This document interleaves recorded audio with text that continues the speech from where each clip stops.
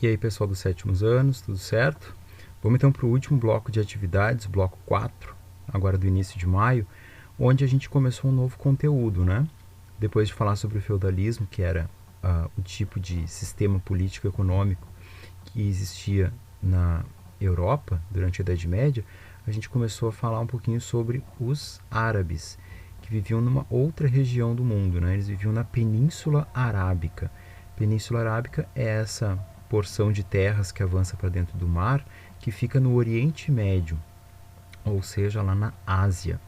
E na Península Arábica já viviam então esses povos chamados de povos árabes, que não eram, né, não havia uma unidade, um único jeito de ser árabe naquela época, porque depende de onde, em que local desse território eles viviam. Os que viviam mais no interior eram os beduínos, eram aqueles que viviam no deserto. Então, eles eram povos nômades que migravam de um lugar para outro à medida que eles não tinham mais comida no lugar onde eles viviam.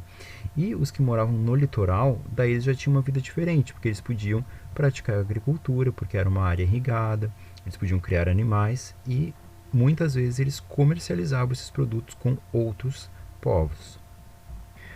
Os árabes, eles tinham, lá no começo da Idade Média ainda, uma religião politeísta, ou seja, que nem os outros povos que nós estudamos no sexto ano, eles acreditavam em vários deuses. E eles eram um povo fetichista, porque eles cultuavam alguns objetos sagrados. E para eles havia uma pedra escura, que era a Caaba, que para eles era uma pedra sagrada, porque segundo a tradição, segundo o que eles contavam, essa pedra ela era branca no passado e foi escurecendo com o passar do tempo em função dos pecados do ser humano. Então ela foi absorvendo os pecados e escurecendo. Então os árabes dessa época não acreditavam em um único Deus, mas em vários deuses e tinham algumas tradições religiosas como a crença na Caaba. Até que um desses que vivia nessas caravanas, que trabalhava nessas caravanas, o Maomé, ele em contato com diversos outros povos, né? Porque como eles comercializavam, eles tinham contato com outros povos, então ele vai ter contato com a religião cristã, com o judaísmo, e ele vai vendo que nem todo mundo acreditava em diversos deuses, mas havia alguns povos que acreditavam num único Deus. E segundo ele, no ano 610, ele tem uma revelação do anjo Gabriel, né, esse que aparece aqui na pintura, falando com ele e dizendo para ele que havia um único Deus, Alá, e que esse Deus Alá havia escolhido ele para ser o seu profeta, que ele deveria fazer os anúncios, né? Ele deveria anunciar essa nova religião, que se chamaria Islã. Islã que quer dizer submissão total a Deus, né? Esse Deus, na crença muçulmana, é Alá.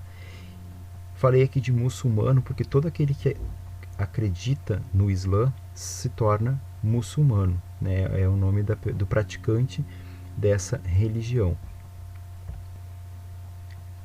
Logo depois que o Maomé recebe essa revelação, ele começa a pregar, né, a sua crença, né, a sua religião, nova religião, e aí ele passa a ser perseguido por aqueles que queriam manter a ideia de um culto a vários deuses. E aí ele passa a ser perseguido na cidade de Meca, que era a cidade dele. E então Maomé foge de Meca para Medina.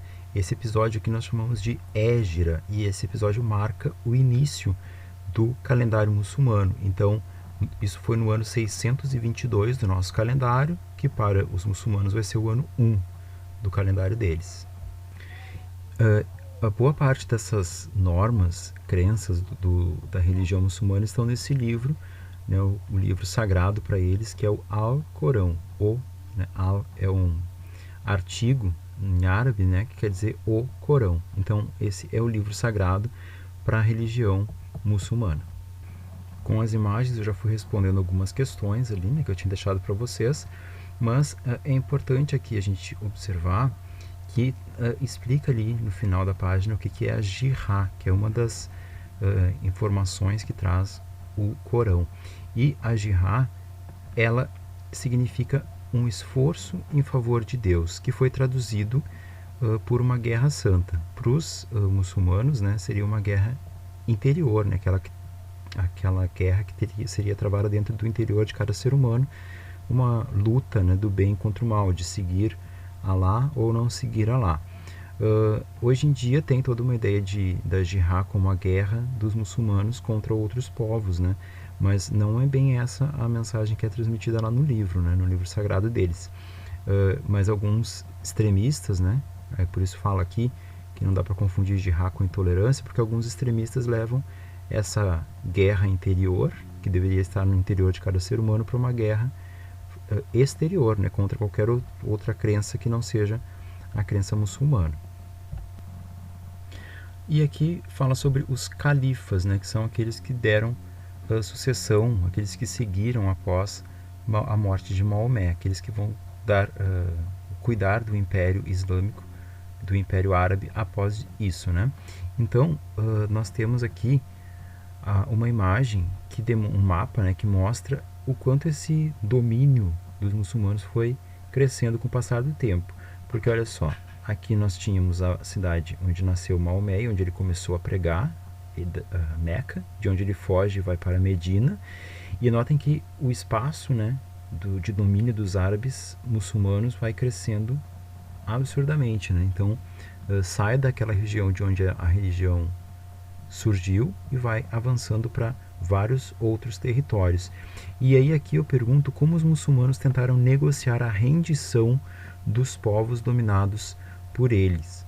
E aqui, no finalzinho do texto, comenta que, como o Alcorão proíbe a conversão forçada, os muçulmanos adotaram medidas de estímulo à conversão, como isenção ou diminuição dos impostos e facilidades para obter empréstimos. Essa atitude impulsionou a conversão em massa dos povos conquistados. Então, eles tentaram negociar a dominação de uma forma pacífica, sem guerra, mas por uma submissão por meio de impostos, né? Ou de favores. Então, foi assim que eles conseguiram ampliar os seus territórios. E a cultura muçulmana ela é resultado de uma mistura de várias outras crenças desses povos que eles foram dominando, né?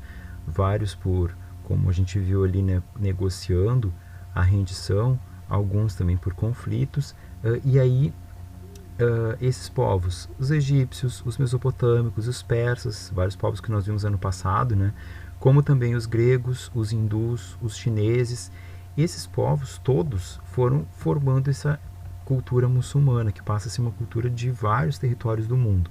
Então, a cultura muçulmana é o resultado de tudo isso. E hoje nós ainda usamos muita coisa que veio de conhecimentos lá dos árabes muçulmanos. Por isso que eu pedi para vocês listarem ali na questão da letra J, né, alguns avanços técnicos e científicos dos árabes. E aí aqui algo que nos ajudou muito, né, que é na matemática os símbolos arábicos, porque a gente usa esses símbolos, né, e não mais a numeração romana, porque a gente passou a usar os símbolos arábicos, o 0 a 9 dos árabes. Também a gente, na área da medicina, os árabes descobriram muitas coisas que levaram ao conhecimento dos outros povos do mundo. Nessa época, os árabes tinham alguns conhecimentos de transmissão de doenças que os europeus não faziam nem ideia. E também os árabes no campo da química produziram álcool. Notem que o prefixo, né, al, é de um artigo, né, usado pelos árabes. O sabão, né, a mistura toda necessária lá para produzir aquilo que eles usavam depois para lavar roupas e para higiene pessoal, além de algumas outras substâncias que permitiram, por exemplo, a criação de vidros, esmaltes, enfim. Os árabes passaram a ser um povo que comercializava diversos produtos porque eles tinham muitos conhecimentos técnicos científicos. E para terminar aqui sobre a arquitetura muçulmana, eu coloquei aqui uma página que mostra um pouquinho sobre como é essa cultura, essa arquitetura deles, né? Essa forma de arte que eles utilizam. E tem duas perguntinhas ali na própria página do livro sobre esse tipo de arquitetura. Mas as respostas estão ali no próprio texto, certo? Qualquer dúvida, entre em contato lá pelo perfil Sr. Guilherme Fraga e a gente tira essas dúvidas para vocês não voltarem depois com muitas questões a resolver. Façam as atividades que ainda não tenham feito e depois façam lá por fim o formulário de avaliação. Lembrando que é uma avaliação diagnóstica, ou seja, a ideia é perceber se vocês compreenderam o conteúdo ou não, tá? Não se preocupem com a nota, mas façam da melhor maneira possível, ok? Um abraço e até a próxima.